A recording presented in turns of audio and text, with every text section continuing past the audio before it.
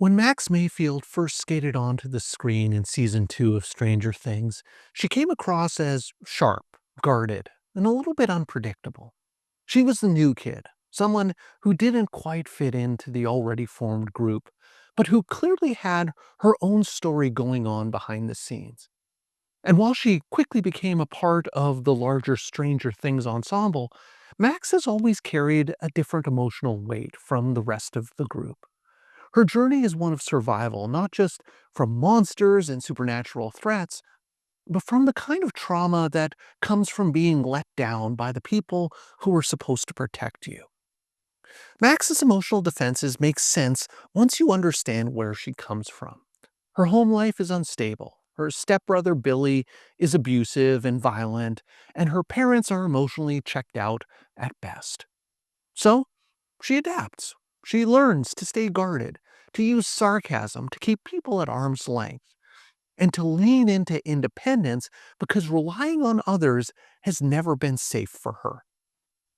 A lot of her early confidence is a defense. It's not that she doesn't care, it's that caring openly hasn't worked out well for her before. That's what makes her toughness believable. It's not performative, it's protective. And one of the more interesting dynamics is her in the story is her relationship with Eleven. They don't start off as close. In fact, there's some suspicion and friction when they first meet. But over time, Max offers Eleven something she hasn't really had. A friend who challenges her, who grounds her, and gives her a glimpse into what a normal adolescent connection might feel like. It's not dramatic or life altering, it's just real. Max introduces Eleven to things like sleepovers and roller skating. There's a simplicity in that friendship that works as a counterbalance to all of the chaos that's surrounding them. And for Max, it's a chance to be trusted and emotionally close without the risk of getting hurt by someone in power. Then comes Billy's death, which shifts Max's emotional world in a major way. It's complicated because Billy wasn't someone she could safely love. He was cruel, he was frightening, and he never gave her a reason to trust him. But grief often isn't rational, especially when it's tangled up in guilt. Max saw him die. She watched someone who terrorized her sacrifice himself.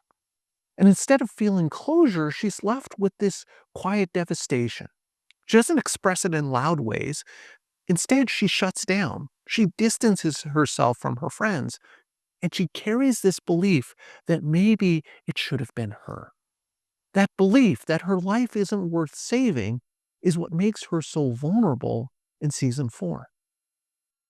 Vecna preys on emotional isolation, guilt, and the kind of psychological pain that doesn't always show on the surface. And therefore, Max becomes the perfect target. She's not crying every day or visibly falling apart, but she's withdrawing. She's pulling back from the people who care about her. She's stuck in her own head, disconnected from anything that makes her feel alive. And that's where the Kate Bush song comes in, Running Up That Hill. It becomes more than just a musical moment. It's her tether to the world. It connects her to the memories, the relationships, the moments that matter in her life. It reminds her that she's not alone, that she still has something to hold on to. That fight for emotional presence is what makes Max's story so compelling. She doesn't want to die, but part of her has stopped believing that her life matters.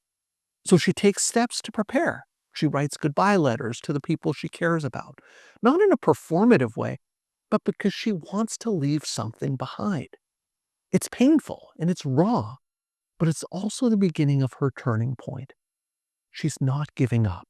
She's confronting her pain, trying to make sense of it, and choosing to stay connected even when it hurts. What Max shows us is that surviving trauma isn't about never feeling pain. It's not about letting the pain define your sense of worth. She doesn't bounce back in a clean, triumphant arc. She stumbles, she withdraws, she questions whether she even wants to keep going. But even in that, she shows grit. Her strength doesn't come from superpowers or dramatic speeches. It comes from staying when it would be so much easier to disappear. It comes from letting people in when it would feel safer to push them away. And maybe most importantly, Max sees through a lot of the noise in Hawkins. She understands that the town is broken, that the adults are unreliable, and that danger isn't always about monsters. Sometimes it's about living with people who don't protect you. Sometimes it's about finding a way to keep going when you don't know what you're even aiming for. That emotional realism is what gives her story weight. She's a teenager, but her emotional world is shaped by very adult experiences. And instead of turning her into someone hardened or bitter, it makes her more aware, more honest, and more quietly courageous. Max's story isn't just about grief or fear or fighting monsters. It's about the work it takes to stay human when the world keeps giving you reasons to shut down.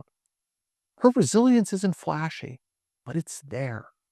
In the way that she shows up for her friends, in the way that she fights to stay grounded in her own body, even when it's being pulled away from her. And in the way that she chooses to keep living, even when she's not sure what that life will even look like. And if you're interested in hearing some of my thoughts about other Stranger Things characters, I'd encourage you to check out this video here. So that's all for today's video. As always, thank you for making it all the way to the end of this video, and I will see you in the next one.